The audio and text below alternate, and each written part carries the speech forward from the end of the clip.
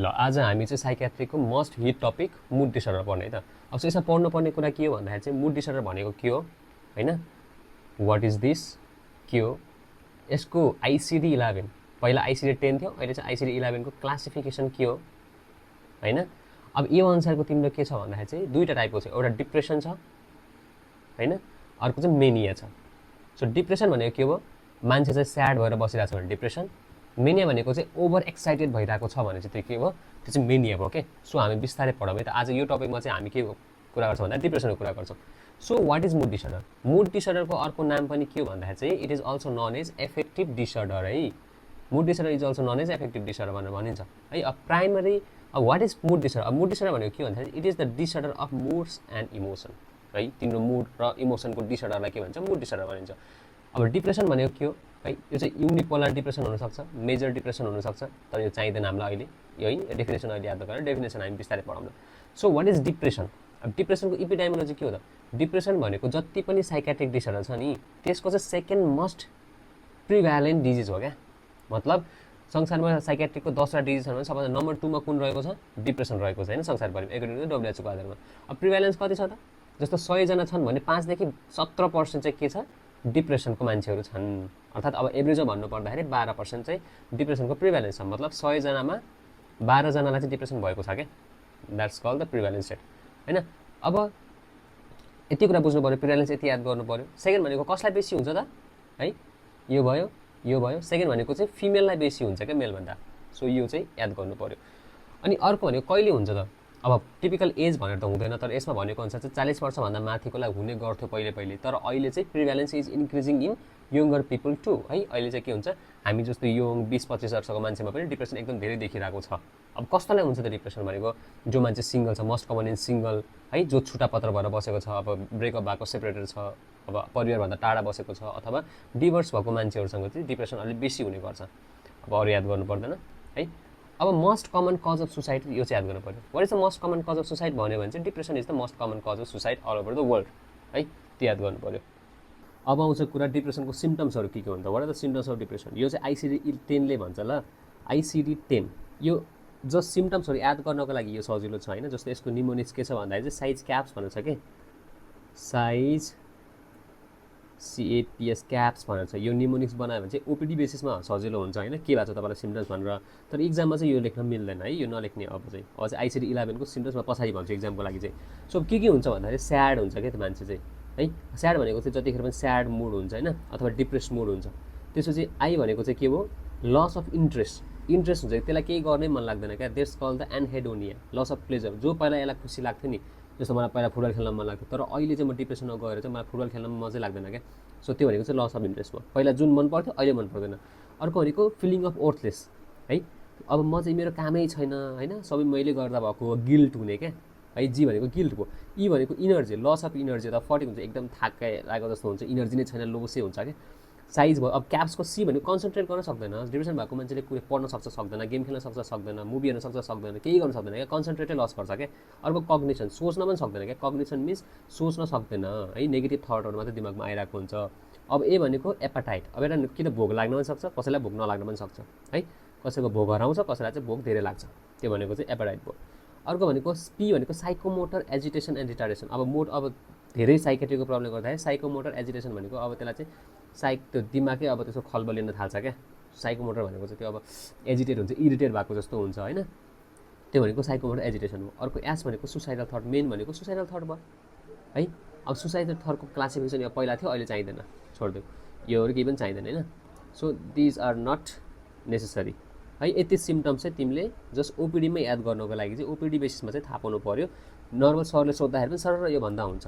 तर एक्चुअल अब आइसिडी 11 ले के भन्छ है, अब आइसिडी 11 ले के भन्छ भन्दाखेरि चाहिँ अब अरू केही याद गर्नु पर्दैन। So these all are not that important है, नट द्याट इम्पोर्टेन्ट, पढ्नु पर्दैन, यो पनि पढ्नु पर्दैन है। सो अब त्यसले के भन्छ भन्दाखेरि चाहिँ अब डाइरेक्ट जाउँ हामी आइसिडी 11। सो हामीले अघि भनेको थियौँ है, पहिला चाहिँ अब सोक सुरुमा हामी जाऊँ डिप्रेसनमै जाऊँ एकछिन पढाउँला। सो डिप्रेसनको यो साइज क्याप सेम अघिको भयो है, सिम्टम्स भयो, डेफिनेसन। सो डिप्रेसनमा के पढ्नु पऱ्यो मैले भने जस्तो, एउटा भनेको डेफिनेसन पढ्नु पऱ्यो, सेकेन्ड भनेको कजहरू पढ्नु पऱ्यो, थर्ड भनेको सिम्पटम्स पढ्नु पर्यो है, अथवा यसलाई भन्छ क्राइटेरिया पढ्नु पर्यो। फोर्थ भनेको म्यानेजमेन्ट पढ्नु पर्यो।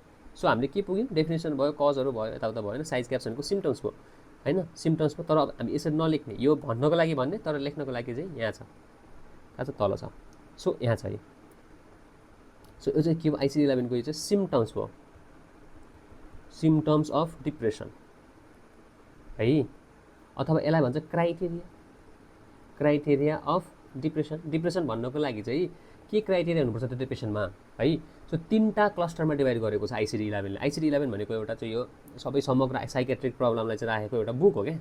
सो ICD-11ले के भनेको छ भन्दाखेरि चाहिँ 3टा क्लस्टर राखेको छ, एउटा एफेक्टिभ क्लस्टर, एउटा कग्नेटिभ एन्ड बिहेभियर क्लस्टर, अर्को थर्ड भनेको न्युरो भेजिटेटिभ क्लस्टर। यो 3टा क्लस्टर दिमागमा याद राख्नु पर्यो, मैले बिगारेको क्वेसन थियो यो है।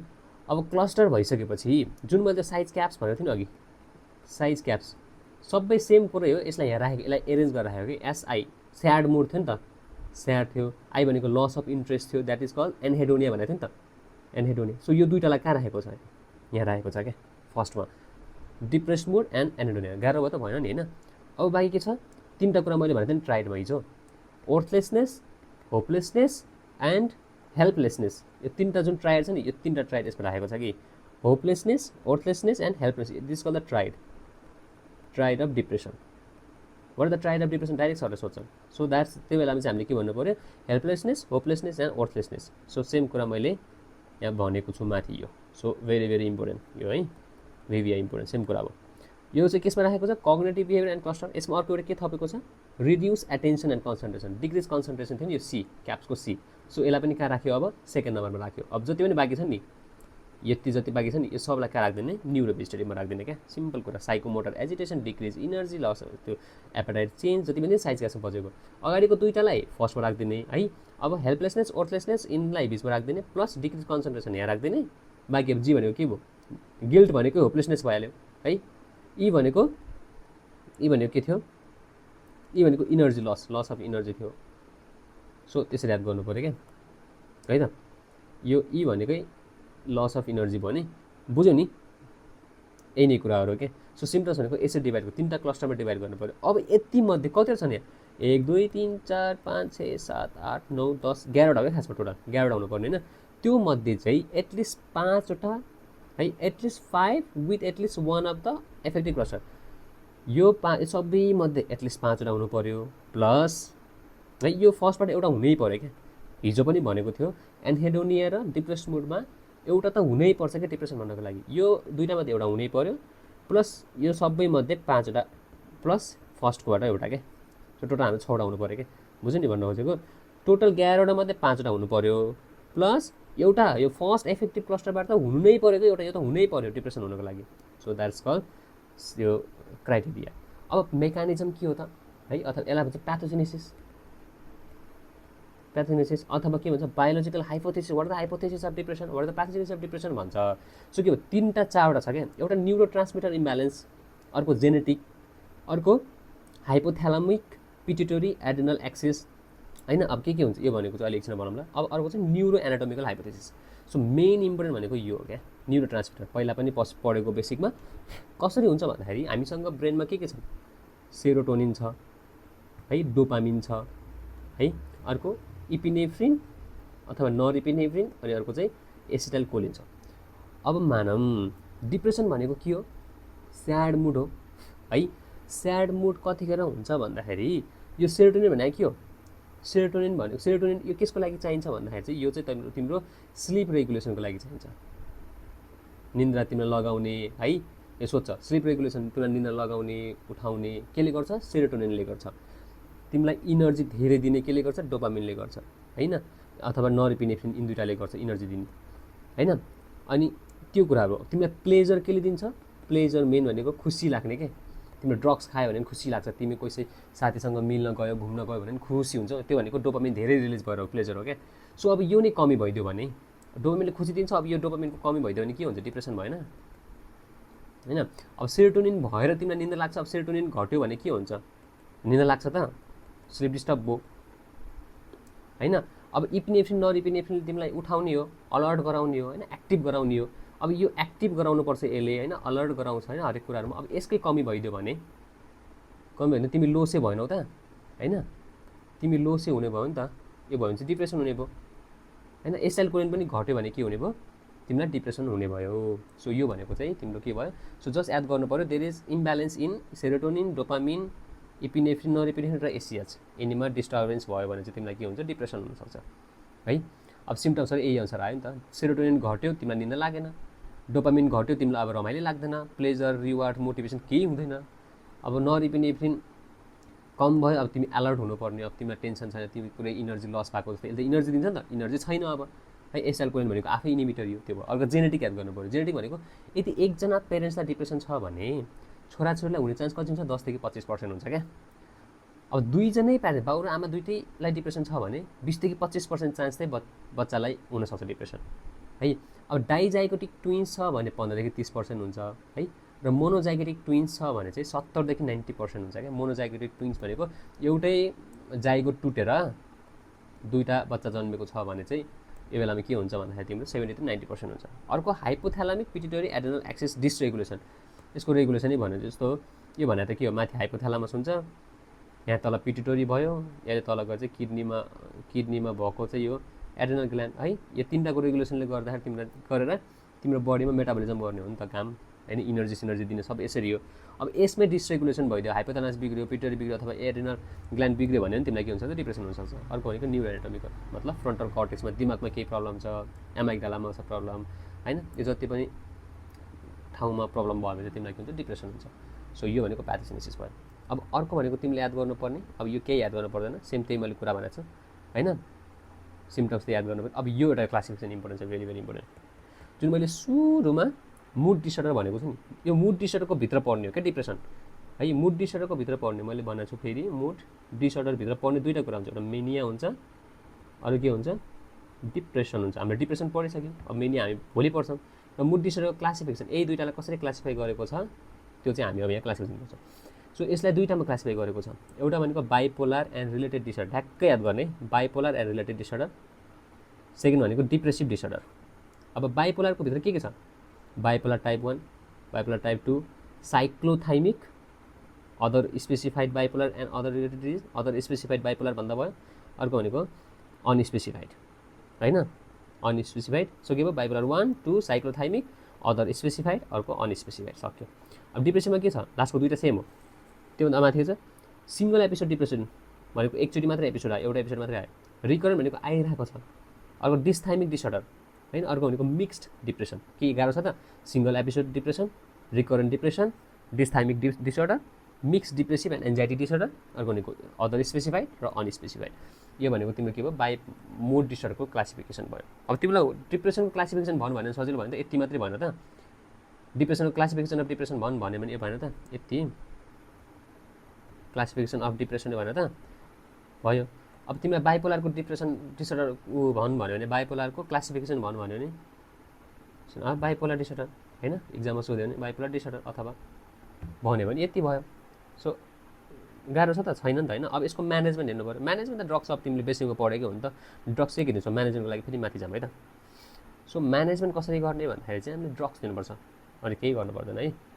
सो दिस इज ड्रग्स है। अब ड्रग्समा के दिन्छौँ भन्दाखेरि ट्रिटमेन्ट, फार्माकोलोजिकल ट्रिटमेन्ट के दिन्छौँ, एज सिम्पल ड्रग्सको याद गर्ने हो क्या नामहरू।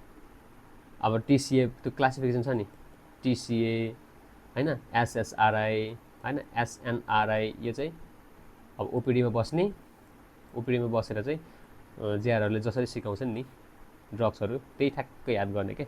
सो तिमीले के दिन सक्छौ, टिसिएमा दिने ड्रग्स, यो त भोग्नै पर्छ ल, यसको त तिम्रो एसिडी नै हुन्छ हो। अनि यो साइड इफेक्टहरू, सबै ड्रग्सको साइड इफेक्टहरू चाहिँ याद गर्नुपर्ने हुन्छ। कसरी पढ्ने, यो पहिलाको कपी निकाल्ने, पढ्ने। एसएसआरआई यहाँ छ। अब एसएसआरआईमा के हुन्छ, मोस्ट कमन ड्रग्स दिने चाहिँ एसएसआरआई हो क्या। मोस्ट कमनली दिने चाहिँ त्यो छ नि, जति पनि फ्लक्सिटिनहरू भयो, फ्लक्जामिनहरू भयो, सिटालोप्राम, एसिटालोप्राम, यिनी क्लासिफिकेसन याद गर्ने। अब यसले के काम गर्छ, एमओई भनेको के हो, यो यसले चाहिँ सेरोटोनिन अपटेक ब्लक गरिदिन्छ क्या। डिप्रेसन कतिखेर हुन्छ, जब सेरोटोनिनको लेभल डिक्रिज हुन्छ नि, सेरोटोनिन डिक्रिज भयो भने चाहिँ डिप्रेसन हुन्छ। अब यसको अपटेक ब्लक भनेको सेरोटोनिन टुक्रिन दिएन क्या, अपटेकलाई के गरेर ब्लक गर्यो, अब सेरोटोनिन टुक्रिँदैन होइन। अब टुक्रिँदैन भन्दा सेरोटोनिन अब चाहिँ जाँदैन क्या।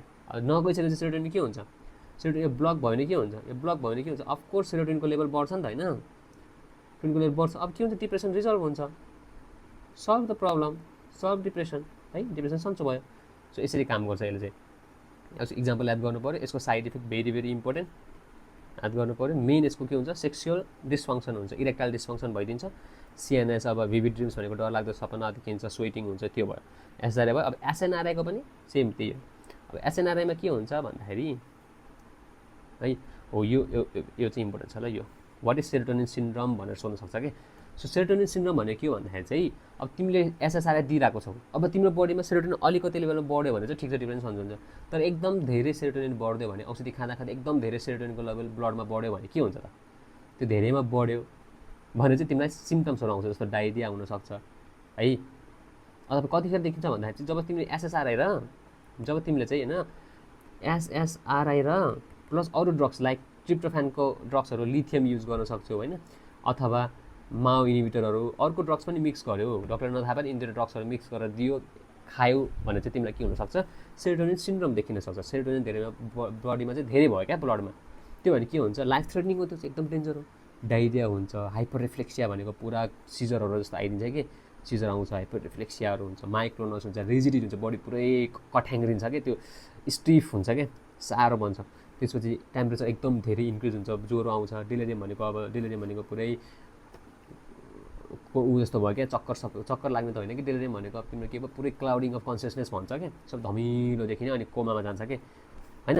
अब यो त्यस्तो भयो अरे मानव, नहुनु पर्ने थियो, भयो। अब यसलाई कसरी ट्रिट गर्छौँ त, यो सिन्ड्रोमलाई कसरी ट्रिट गर्छौँ भनेपछि पहिला सुरुमा त औषधिलाई रोकिदिनु पऱ्यो, स्टप एसएसआरआई एमओ इनिभिटर स्टप गरिहाल्ने, त्यसपछि साइक्लोहेप्टाडिन दिन्छौँ, इम्पोर्टेन्ट है यो। सो यसमा इम्पोर्टेन्ट यति नै छ, एउटा साइक्लोहेप्टाडिन दिन्छौँ, सक्यो। सेरोटोनिन भनेको के, serotonin syndrome is more seen when SSRI given with MAO inhibitor, मैले भने नि होइन, यिनी दुइटालाई सँगै दियो भने चाहिँ के हुन्छ, सेरोटोनिन सिन्ड्रोम हुन्छ। अब अर्को के हो, अब ड्रग्समा के हुनु भयो, ड्रग्समा सर र ड्रग्समा एउटा हुन्छ तिम्रो टिसिए, दुई हुन्छ एसएसआरआई, तीन हुन्छ एसएनआरआई है, अर्को चार हुन्छ माओ इनिभिटर, माओ